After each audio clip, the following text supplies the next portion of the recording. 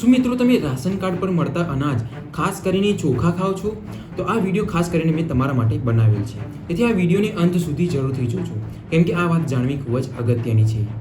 તો મિત્રો એમાં થયું એવું કે જ્યારે હું વ્યાજબી ભાવની દુકાન પરથી રાશન કાર્ડ દ્વારા મળતું અનાજ લઈને ઘરે આવ્યો ત્યારે મેં ચોખા ચેક કર્યા. તો તેમાં મને અમુક ચોખાના દાણા શંકાસ્પદ લાગ્યા, જે અસલી ચોખાના દાણા કરતાં અલગ હતા. તો તે શંકાસ્પદ દાણા ચેક કરવા માટે મેં એક નાનકડો ઘરગથ્થુ પ્રયોગ કર્યો, જે તમે વિડીયોના આગળના ભાગમાં જોઈ શકશો. તો મિત્રો, અહીંયા મને જે વ્યાજબી ભાવની દુકાન પરથી જે ચોખા મળેલા રાશન કાર્ડ પર, તે અહીંયા મેં એક ડીશમાં અલગ કાઢી દીધા છે.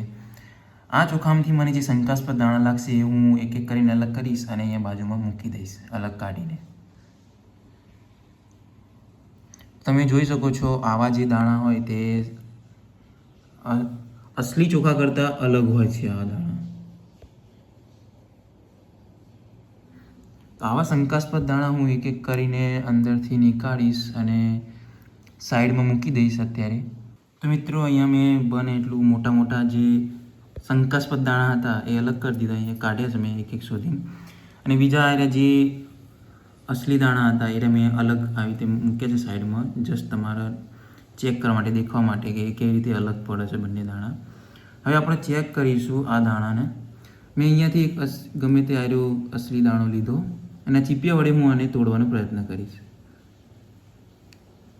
તો તમે જોઈ શકો છો કે આનો આસાનીથી ભૂક્કો થઈ ગયો.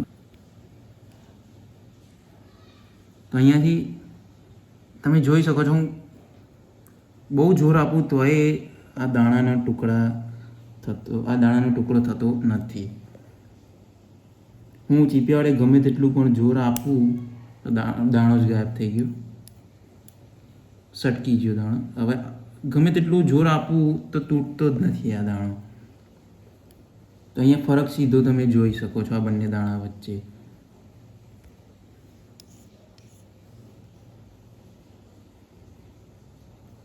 કે ગમે તેટલું જોર આપું તોય પણ આ દાણાને કશી અસર થતી નથી. તો આ ફરક તમે સીધો જોઈ શકો છો. મિત્રો, હવે અહીંયા આપણે એક બીજો નાનકડો પ્રયોગ કરીશું. અહીંયા મેં દીવો પ્રગટાવ્યો છે.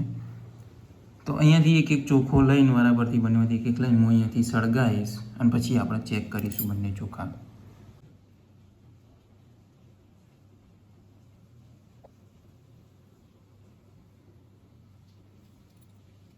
હવે આપણે આરે જે શંકાસ્પદ દાણો છે તે સળગાવીશું.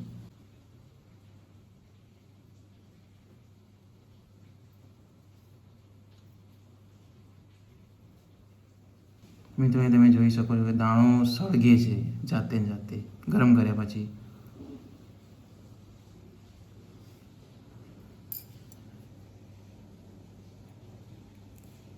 આ છે જે અસલી દાણો છે મિત્રો, આ જે છે અસલી દાણો છે, આ છે શંકાસ્પદ દાણો.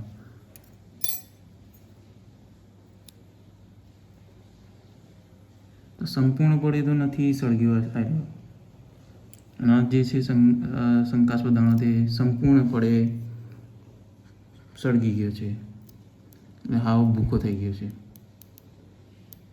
મિત્રો, તમે જોઈ જ લીધું હશે હવે પરિણામ. એકચ્યુઅલી આ વસ્તુ કઈ છે એ તો હું પણ નથી જાણતો. આ દાણા કયા પ્રકારના દાણા છે, શેના છે એ તો હું પણ જાણતો નથી. હવે લેબોરેટરીની ચોક્કસ તપાસ કરાવીને જ આપણે ખબર પડી શકે ત્યાં કઈ પ્રકારની વસ્તુ છે. લેબોરેટરીની ચોક્કસ તપાસ કરીને જ આપણને જાણ થઈ શકે. અહીંયા ખાલી હું તમને જાણ ખાતર જ બતાવતો હતો, જસ્ટ એક્ઝામ્પલ તરીકે આ પ્રયોગ કર્યો હતો તમારી જાણકારી માટે જ. હું અહીંયા કોઈ પણ સાબિત કરવા માગતો નથી. તો મિત્રો, આ વિડીયો ફક્ત તમારી જાગૃતિ અને માહિતી માટે છે. અહીં કરેલ પ્રયોગના આધારે હું કોઈપણ ચોક્કસ નિષ્કર્ષ આપતો નથી. કોઈપણ ચોક્કસ ખાતરી માટે લેબોરેટરીની તપાસ જરૂરી બને છે. અને હા, હું આ વિડીયોમાં કોઈપણ વ્યક્તિ, દુકાન, સંસ્થા અથવા સરકારી યોજનાને કોઈપણ નિશ્ચિત આરોપ કરતો નથી.